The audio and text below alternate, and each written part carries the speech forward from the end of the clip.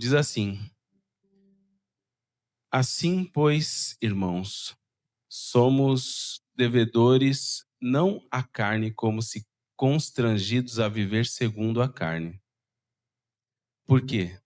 Se viverdes segundo a carne, caminhais para a morte. Mas, se pelo Espírito mortificardes os efeitos do corpo, certamente vivereis. Pois todos os que são guiados pelo Espírito de Deus são filhos de Deus. Porque não recebestes o espírito de escravidão para viverdes outra vez atemorizados, mas recebestes o espírito de adoção, baseados no qual clamamos: Abba, Pai. O próprio Espírito testifica com o nosso espírito que somos filhos de Deus. Ora, se somos filhos, somos também herdeiros, herdeiros de Deus e co-herdeiros com Cristo. Se com ele sofremos, também com ele seremos glorificados. Amém? Muitas pessoas vivem a vida cristã com medo. Medo de errar, medo de se afastar de Deus, medo de não serem boas o suficiente. Alguém já teve esse sentimento aqui? De, de não ser aquilo muitas vezes que Jesus espera que nós fôssemos. Outras pessoas pensam que, se são filhos de Deus, a vida deveria ser fácil, não deveria haver nenhum tipo de tribulação. Ela viveria como aquela canção que fala que agora é só vitória. Então tem pessoas que são os extremos, né? Uma acha que nunca vai ser boa o suficiente. A outra acha que é boa e suficiente demais.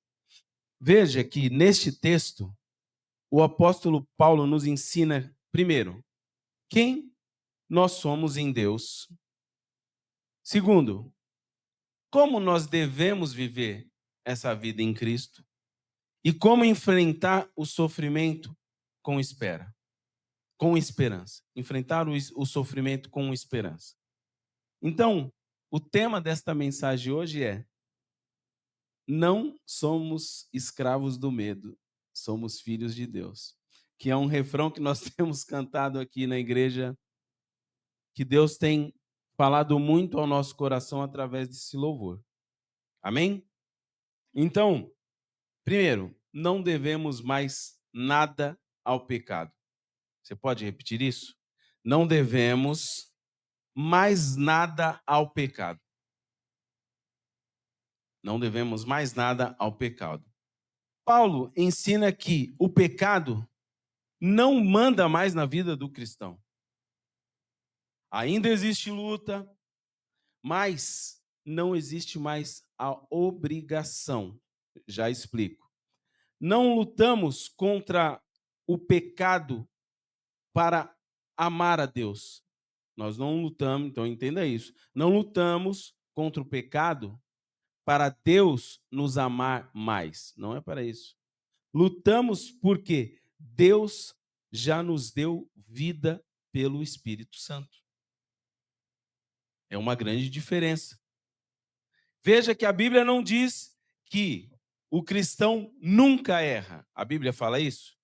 Não, a Bíblia não fala isso. Nós, apesar de sermos cristãos, nós ainda somos seres humanos, sim ou não? Ou você agora não é mais desse planeta, já vive em Marte? Não. Você é cristão, mas você ainda, né? Você ainda erra. A Bíblia também não diz que mudar é fácil. A Bíblia diz isso? Ela diz, acho que ela diz até o contrário, para falar a verdade. Realmente a mudança não é fácil muitas vezes. E muito menos diz que nós vamos conseguir mudar sozinhos. Na verdade, o que a Bíblia diz é que nós somos devedores. Fala de uma obrigação.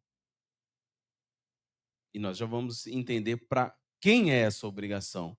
A Bíblia já diz no verso, daqui a pouco eu vou pedir para o seu Natal voltar no começo, que não é a carne que nós devemos. O pecado já não tem mais autoridade sobre a nossa vida.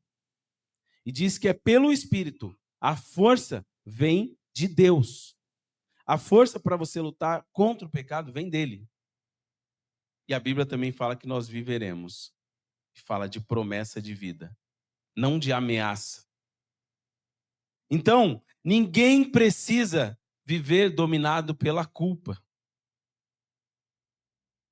Pais, avós, filhos, netos aprendem a dizer não, não ao pecado,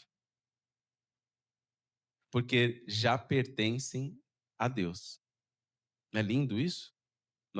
Nós temos um dono e o nome dele é Jesus.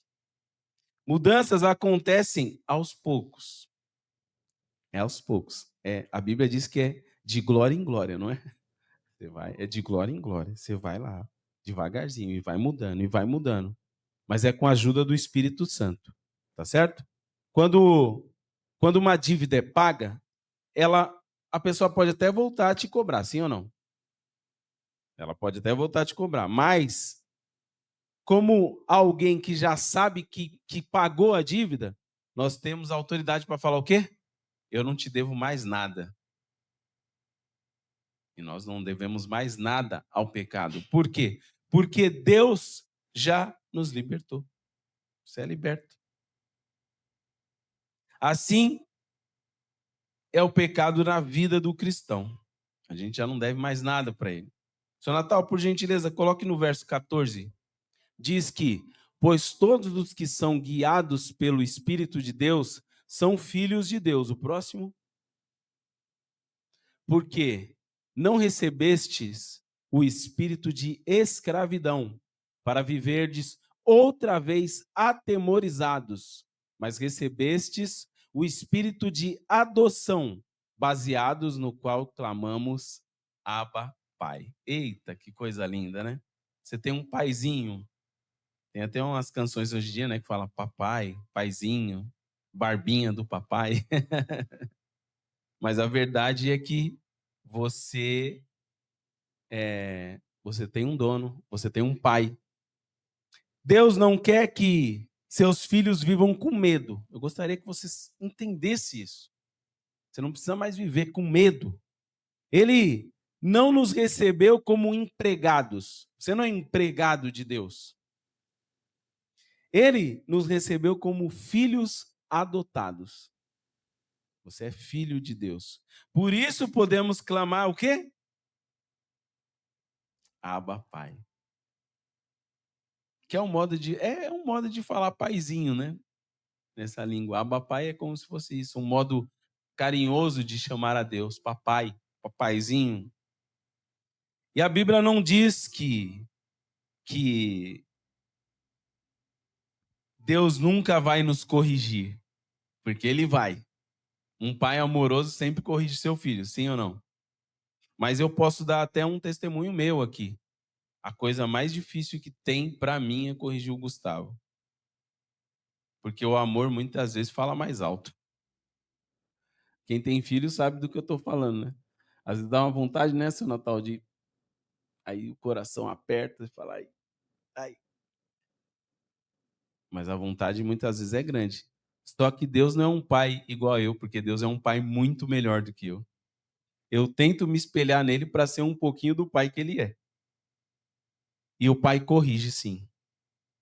Sim ou não? Quem já foi corrigido por Deus aqui? Nunca? Olha, acho que Deus já puxou tanto a minha orelha em tantas situações que eu acho que ele já pensa, de novo você. É de novo, eu vou ter que falar com você sobre isso. Então veja que o texto fala que nós somos guiados pelo Espírito. Sabe o que isso significa, meu irmão? Que Deus está conduzindo a sua vida. A Bíblia também fala que nós somos filhos de Deus. Isso fala sobre identidade e pertencimento. Você não pertence a uma família? Agora, quando Deus te chama de filho, Ele está falando, olha, você é da minha família. Você é da família de Deus. E a Bíblia fala que não recebeste espírito de escravidão.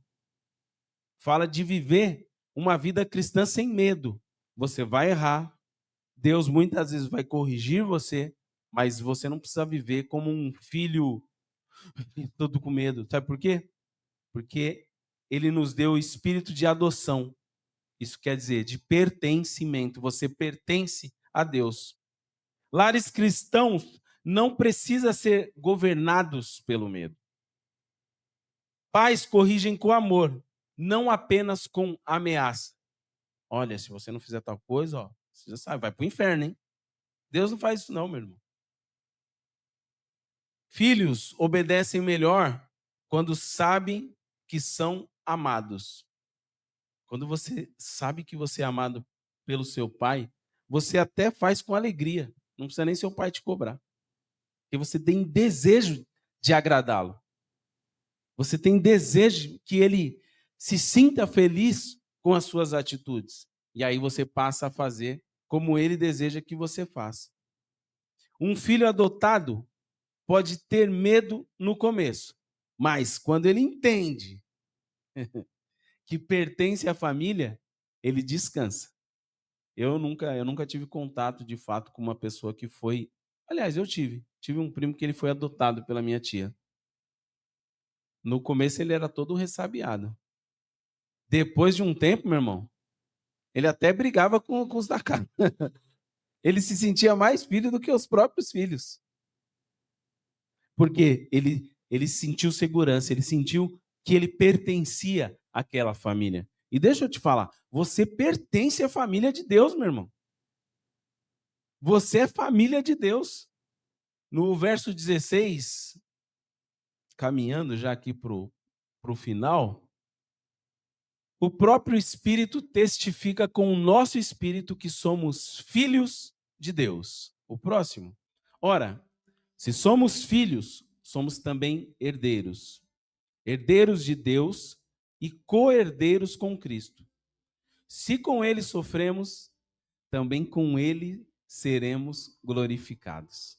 Ser filho de Deus não significa viver sem sofrimento algum. Preciso te falar isso.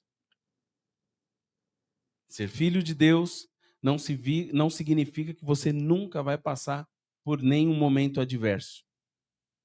Mas o sofrimento não muda quem somos. Ou não deveria mudar quem somos. O Espírito nos lembra que somos filhos de Deus. E que a glória futura está garantida. Quem já sonha com o céu aí? Tem alguém que sonha com o céu? Eu sonho, meu irmão.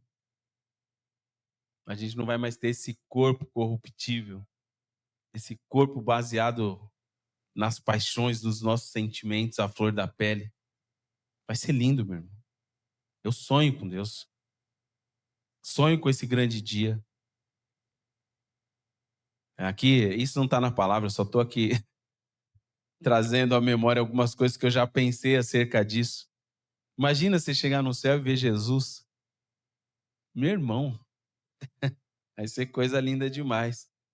Aí todo mundo fala, não, eu quero ver... O primeiro, lógico, que a gente quer ver é Jesus, sem dúvida. E aí começa a lista, né? Quem que você queria ver depois? Já pensaram nisso? Queria ver Jesus, né? Que aí vai ser um grande mistério vai ser revelado, né? Porque ele é um, mas é três. E a Bíblia fala que isso é mistério, a gente não sabe exatamente como vai ser, mas é. E tantas pessoas, depois, né, que a gente já ouviu falar, quem gostaria de saber quem é Abraão, por exemplo? Davi? Golias, alguém? Não, né? Ele não vai estar lá. Ah, te peguei, né? Só para ver se você não estava dormindo. Então, tem tantos heróis da fé que nós vamos conhecer, nós vamos ter contato. E naquele grande dia, de fato, nós vamos ser uma grande família. Não a grande família da Globo ali que passava, né? Não é aquela grande família, não, que briguenta, não. É a grande família de Deus mesmo. Vai ser um tempo. Aliás, não vai ter tempo, né? O tempo já não vai ter mais importância, porque você vai estar numa coisa chamada eternidade. Olha que coisa maravilhosa. Então, o Espírito nos lembra que somos filhos e a glória futura está garantida. Então, mais uma vez eu repito para você, meu irmão, a Bíblia não diz que você não vai passar por sofrimentos. Mas também não associe isso que todo mundo que está passando por um momento adverso, ele acha que ele está passando por uma espécie de castigo, que ele fez tudo errado, que Deus não ama mais ele. Não, não é assim não. Deus só quer te levar para o próximo nível. Você só está na faculdade de Deus, como dizia o pastor Carlos. É só isso. A Bíblia não diz que cristãos não sofrem. Eu sou a prova viva de que sofre. Alguém já passou por algum sofrimento aqui? Todos nós passamos. Não diz que a glória já chegou completamente, porque ela não diz isso. Mas, na verdade, ela diz que o Espírito testifica. O que isso quer dizer? Confirmação no nosso coração. Segundo, que nós somos filhos de Deus. E isso é o que mais repete nesse texto. E é o que mais a Bíblia quer que eu te lembre. Porque se a Bíblia está repetindo isso, é porque ela quer que eu te lembre. Olha, você é filho de Deus. Você tem uma identidade em Cristo. Você já não é mais escravo. Você pode até ser escravo, sei lá, de Cristo. Mas eu prefiro ser filho. Você prefere ser filho ou escravo? Eu sou filho de Deus. A Bíblia também fala que somos herdeiros com Cristo, promessa futura. E se com ele sofremos, fala da nossa realidade atual. A nossa realidade atual é essa. Mas seremos glorificados com ele. É essa a nossa esperança futura. As famílias cristãs passam por dores, por perdas, mas isso não significa abandono de Deus. Deus não te abandonou, não. Deus, ele continua com você e em você. Deus caminha com seus filhos até o fim. Não é essa a promessa? Que eu estarei convosco todos os dias? Deus estará conosco todos os dias. Uma criança doente não deixa de ser filha, sim ou não? Imagina uma criança doente, ela fala, não, agora você não é mais minha filha, não. Agora você é filho do vizinho. Exatamente. O, é, a, quando nós temos um filho doente, não acontece isso? O pai sofre junto, cuida, mais de perto ainda. E promete um futuro melhor. Filho, calma, vai passar. Deita aqui no colinho de papai, de mamãe. Talvez a mamãe, eu acho que mais, né? Mãe talvez seja mais grudada, né? Senão tá. Então, meu irmão,